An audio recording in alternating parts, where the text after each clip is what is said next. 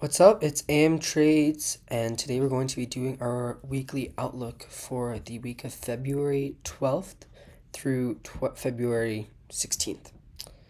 So if we go ahead and look here on the S&P, we're just going to chart out our weekly outlooks. Let me get rid of all these indicators and alerts.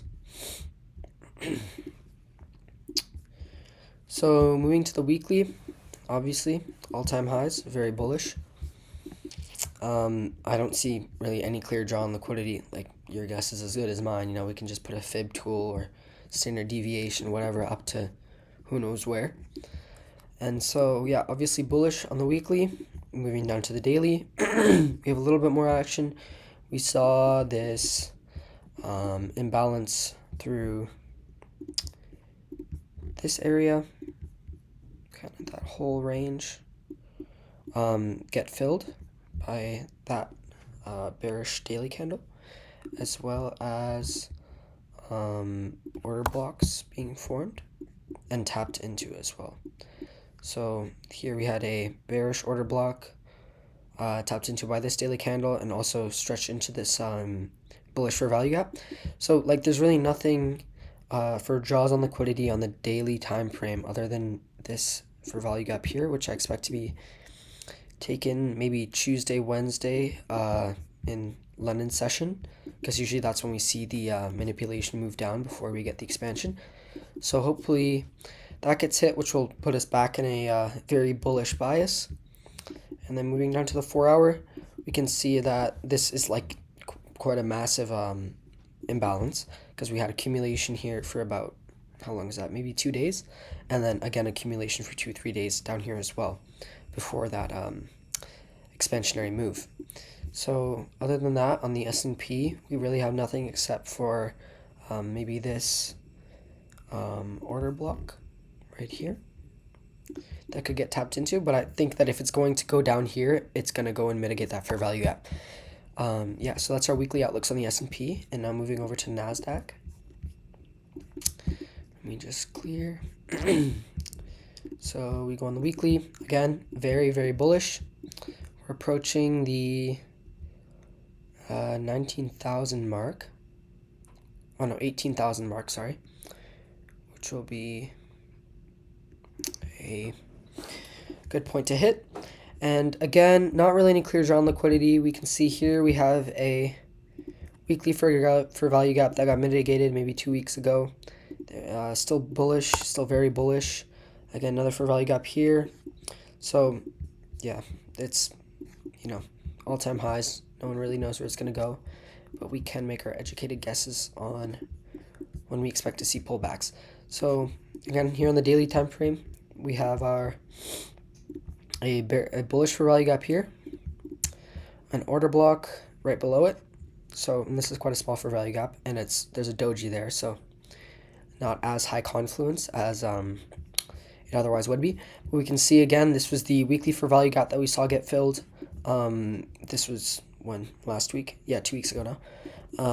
And we are bullish again, so I want to see a retrace into here.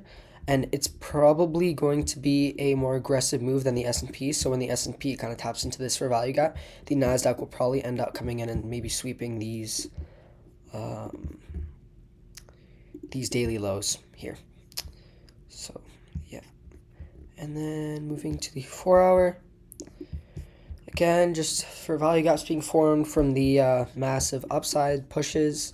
And again, we can see that just like the S&P, this for value gap would be rather high confluence because, again, this wasn't mitigated here by this down candle on the 4-hour.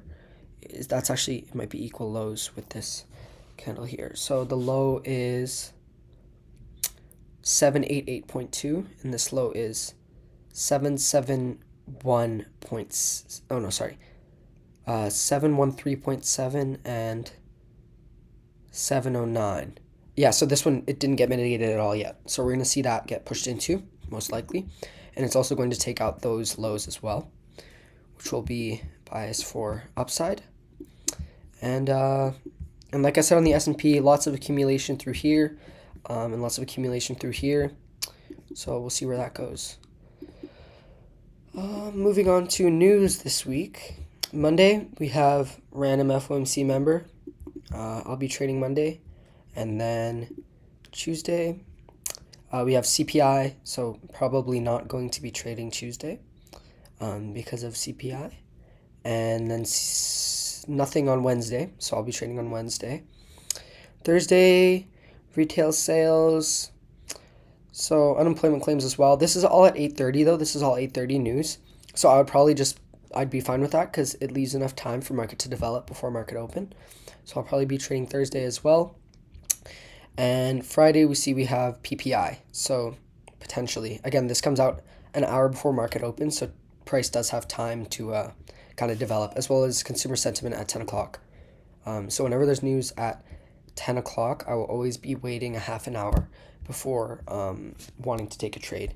Because let's say that I'm in longs with high confluence, and then we have bearish news that comes out, then that's completely out of my control. It has nothing to do with my probabilities or analysis, and then I'll instantly get stopped out. So if I leave time for price to develop after news and for news to come out, it will kind of protect me and give me better odds of winning that trade. So all in all, that is the weekly outlooks for the February 12th week, 2024. And thank you all for watching.